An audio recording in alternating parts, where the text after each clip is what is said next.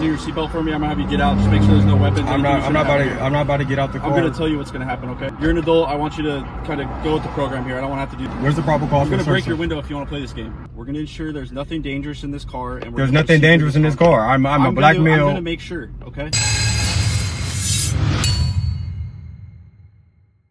John Bryan here, West Virginia civil rights lawyer.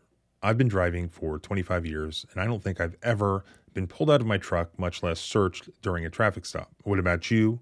Let me know in the comments because I really am curious.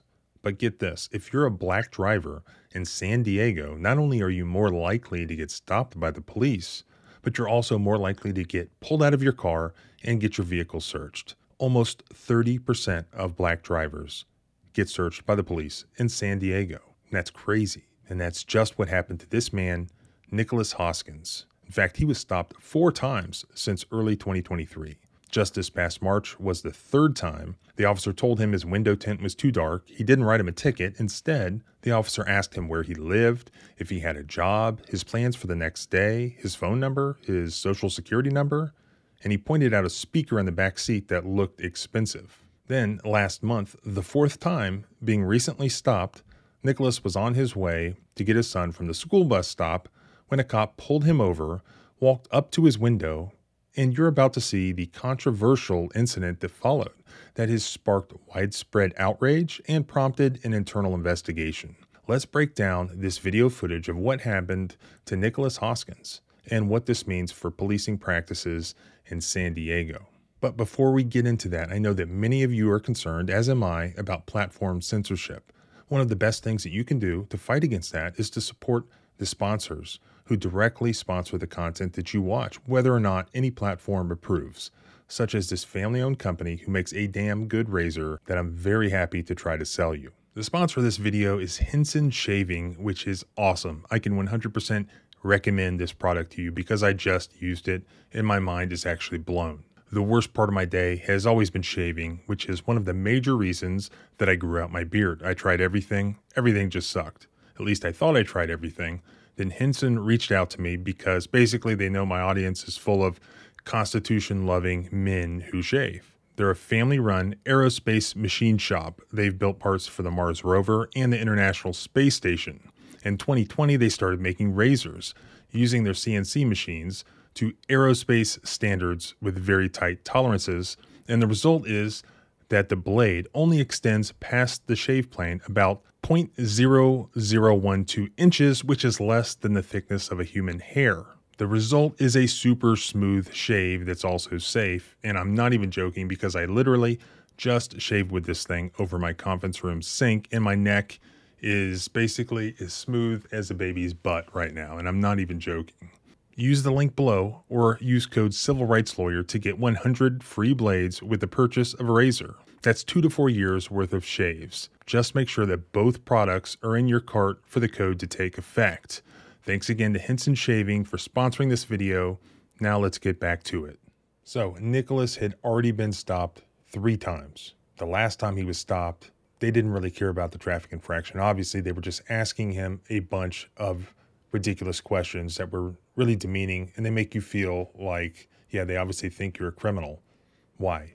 So the 4th time he stopped again, he's just trying to pick his kid up from the school bus stop. And so the officers walk up to the car, and one comes up to the window and he says that you didn't come to a full stop at the stop sign. After a series of questions, yet another incident of these ridiculous questions, the officer asked him to step out of the car. It's on the ID. I handed it off. Hoskins, Hoskins. I can't hear you. It's loud. Hoskins. Hoskins. And your first name?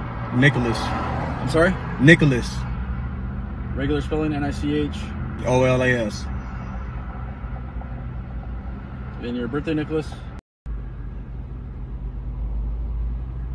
Where are you coming from? I just came from the park. I'm about to go pick my son up from school. From the park? Which one? South Crest. Okay. Just hanging out, or? What do you got going on? Nothing. Nothing? Okay. What's your address, Nicholas? Is that a house or an apartment? Apartment. What's the number? What's a phone number for you? Sorry, what was the last score of the number? All right, Nicholas, anything in the car? No. No? All right, go ahead and undo your seatbelt for me. I'm gonna have you get out. Just make sure there's no weapons. I'm not about to get out the car. I'm gonna tell you what's gonna happen. Okay? You're gonna take your seatbelt off. You're gonna put your wallet in the center console. You guys can call my ID back, and you guys can call your supervisor. No, I'm telling you what's gonna happen. Okay? I have 15 minutes to go get my son. He's getting dropped off at the bus stop at 4:30. Nicholas, I'm gonna open the door. You're gonna undo your seatbelt for you. Okay? You're an adult. I want you to kind of go with the program here. I don't want to have to do this. What is the probable cause for a search? Unlock the door for me. What's the probable cause for a search, sir? Nicholas, unlock the car. What is the probable cause for a search? Over the next couple of minutes, Hoskins continually told these police officers that he didn't have any weapons, and he asked them to write him a ticket for the stop sign violation, and then he refused to step out of the car because he needed to go pick up his kid. But before a supervisor could arrive, the officer instead opted to smash the passenger side window out from Nicholas's car. Where's the probable cause I'm for going a to break search? your window if you want to play this game. Do you want to go pick up your kid or not? I want to, but I'm not stepping out the car. I'm not a fourth waiver. I'm not about to get out. I'm not about to be searched. Roll down the window or unlock the door. I'm not about to be searched. Call your supervisor. Undo your seatbelt and unlock the door. Here's what's gonna happen, man. I'm telling you what's gonna happen, okay? Can you call your supervisor? Shut the car off. Can you call your supervisor? They're on their way. Turn the car off. Are you listening to me? So I want you to get on camera. You guys are violating. It's on my camera. You guys are violating my rights and about to search me for what? We're gonna ensure there's nothing dangerous in this car, and there's nothing dangerous in this car. I'm a black male. I'm gonna make sure, okay? But I'm not a fourth waiver. You shouldn't have to make sure. I'm not a fourth. I know my rights. I'm telling you what's gonna happen, okay? I'm telling you that I'm telling you. Get out of the car. It's on camera. There's no weapons or anything dangerous. There's no weapons in the car. Okay. Call your supervisor. I know my rights. I'm not a fourth waiver. Undo the unlock the car. I am not a fourth waiver. Unlock the door. No. I don't want to break this window. No. Do you understand? You guys are gonna assault me then? Turn the car off. Are you going to assault me? I just want to get that on. Are you going to assault me? Are you going to assault me on camera? Huh? You can assault me. Go ahead. If you're going to assault me, go ahead. I don't want to. Because I'm not doing anything wrong. I'm driving. I'm on the freeway. You guys are pulling me over. Can I have my ticket and go? I know my rights.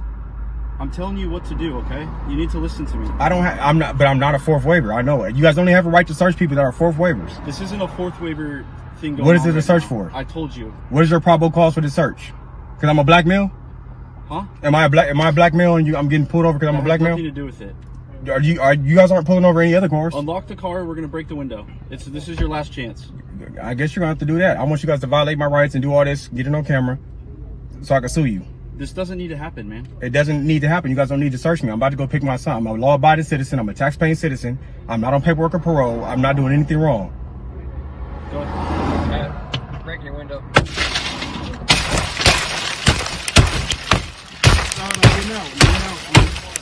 I'm getting out.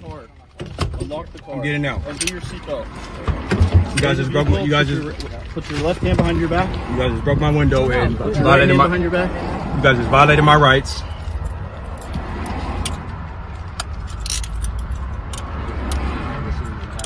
Alright, cuffs are There's good. like a bag behind him. Watch your head. Take your hands off. Officers handcuffed Nicholas and ultimately drove him to the police station downtown before releasing him. After searching his car, police gave him a ticket for resisting arrest. Hoskins told the news media that it cost him about $1,000 to get his car back from impound and replace the smashed window, and that it doesn't really work now. Now let's pause here and talk about your constitutional rights. Under the Fourth Amendment, you're protected against unreasonable searches and seizures. This means that police need reasonable suspicion to stop you and probable cause to search your vehicle. Without either, any evidence that they seize might not hold up in court, or shouldn't anyways. In Hoskins' case, he knew what was happening, that the cops wanted to search his car, not because he had done anything wrong, but because they were racially profiling him and fishing for evidence that they had no legitimate reason to believe existed. In response, Hoskins asked what the officer's probable cause was. Probable cause is a key term during these interactions. It means there's a fair probability that contraband or evidence of a crime could be found in the place being searched. The officer's actions without this probable cause would be considered unconstitutional. Remember, when the officers were asking all the questions, those questions were designed to elicit probable cause to take it to the next step of pulling Nicholas out of the car and then searching him and the car. But they got nothing. Even though they got nothing, they did it anyways. And in doing that, the officers violated Nicholas's Fourth Amendment rights. When Nicholas asserted his rights, that somehow got him charged eventually with resisting arrest, even though he wasn't under arrest. Nicholas had a First Amendment right to challenge the lawful authority of police to violate his rights. The fact that they charged him with resisting arrest is likely yet another constitutional violation called First Amendment retaliation, assuming he beats the charges. What about the fact that he refused to get out of the car when ordered to do so? As discussed in the last video, there are circumstances where police can order drivers and passengers out of the vehicle during a traffic stop, and even frisk them. However, it's not a blanket rule where they can do it in all circumstances. The Supreme Court has held that police officers may remove the occupant of a lawfully stopped vehicle and frisk that individual if the officer reasonably suspects that the individual is armed and dangerous. Along with that, the court has held that an officer may search the vehicle's passenger compartment when he has reasonable suspicion to believe that the individual is dangerous and might access the vehicle to gain immediate control of weapons. That's Arizona versus Gant. So there are some circumstances where even without probable cause, police officers could order Nicholas out of the vehicle and frisk him and search the vehicle for weapons. And perhaps that's what they were going to do here. But what evidence did they have that he was dangerous? His skin color? And Mr. Hoskins' experience here does not appear to be unusual, according to police stop data that was published by the San Diego Police Department. This is data that they have to publish due to a 2015 state law, the purpose of which is to find out what role race plays during police stops. And that data showed racial disparities statewide and locally in San Diego. More than half of the people stopped are black and brown, even though most San Diegans are white. NBC7 in San Diego published a report looking at 666,406 police stops reported by the San Diego police over a 5-year period from 2019 to 2023. Of those almost 700,000 police stops, people perceived as black made up 22.5% of all stops, although only 6% of San Diegans are black. By comparison, Hispanic people accounted for 35% of stops, compared with their share in the city's population, which was only 30%. Nearly half, 46% of people stopped by San Diego police were white, but white people represented a larger share of the city's population, being 54.5%. Black people in San Diego were not only more likely to be stopped, but they were also more likely to get searched, according to that stop data. Nearly 30%, 27% of black people pulled over during traffic stops have their vehicles searched. When police stop Hispanic people, officers search them 23% of the time, while white people were only searched 19% of the time during traffic stops in San Diego. And despite those numbers, San Diego police officers were about equally likely to find anything illegal, regardless of race. On average, according to the data, officers only find something 25% of the time that they conduct a search. Hence, they're going on these fishing expeditions. So what is their response to that? I mean, we know what their response would be or is behind closed doors or in the locker room or in the bar. We know what the response would be. What is their public response to these numbers? Well, San Diego Police Captain Jeffrey Jordan told the news media that he acknowledged the disparity but said that the root cause is complex. I bet it is. Disparities, to be really clear, he said, is a difference in how communities experience policing. Jordan said, the studies that have been done are not associated necessarily with bias, racism, discrimination. They focus on disparities. Jordan told us that there are 4 different categories that play a role in the disparity. 4 categories: where officers patrol, policies about when to stop and search someone, and officer explicit or implicit bias, i.e. racial profiling. However, there's not much, Jordan told the media, that the department can do about the 4th factor driving the racial gap: poverty and crime. That's where he means to say, in code, yeah, well, blacks are committing all the crimes, or the majority of the crimes. That's why they're being stopped and pulled over and searched more. So what's the response to that? What is the Constitution's response to that? Do we not realize that they're admitting that This is what cops do. They believe, whether true or not, that black people are more likely to commit crimes. Therefore, they go to black neighborhoods, not to respond to 911 calls or to look for drug dealers standing on the corner. They go to look for pretextual BS reasons to pull people over, running stop signs, taped headlights. Why? Because they believe that they are in an area with more black people, therefore more likely to be criminals. And all they have to do is get some BS reason to pull them over. And then they'll probably, therefore, find somebody who has a warrant, or they'll find somebody who smells like marijuana. Then they'll get to search their car, or they'll find somebody who's making furtive movements or whatever. And they're not saying what they're really doing, which is they want to catch more criminals. So they believe they're going to where the criminals are to stop people who look like criminals. I mean, they're admitting that they're racial profiling. Why are they doing it? For the same reason that they would admit privately, because it works. It does work. And here's where you have to step back and remember, why was our country created? Why do we have a Bill of Rights? Why do we have a Constitution? It is to protect us from government. We do not want to live in a society where police officers can most efficiently and most effectively solve crimes or catch criminals. We don't want to live there. If you want to live there, you can go to Singapore right now, or other authoritarian regimes. You can go to the Middle East, where they execute people in like the town square.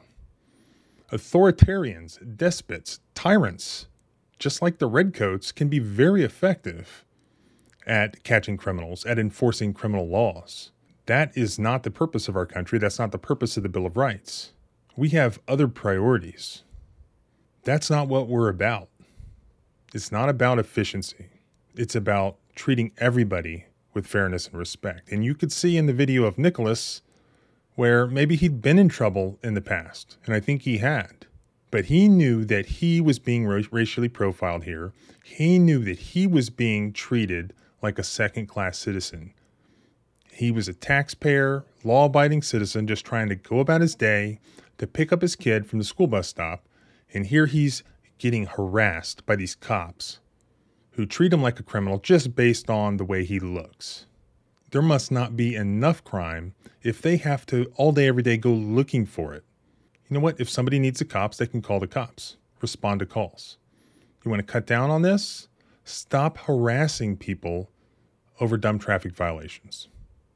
So thanks for watching. If you found this video informative, please give it a thumbs up, subscribe, and share it with your friends. And again, remember, let me know in the comments how many times you've been pulled out of your car when you've been pulled over by police and had your car searched or yourself been frisked. Has it ever happened to you? Let me know. Our rights just to drive around our town and go about our day should not end where police officers' fear begins. Our country was created under the premise that freedom is scary, and the cops can just deal with it.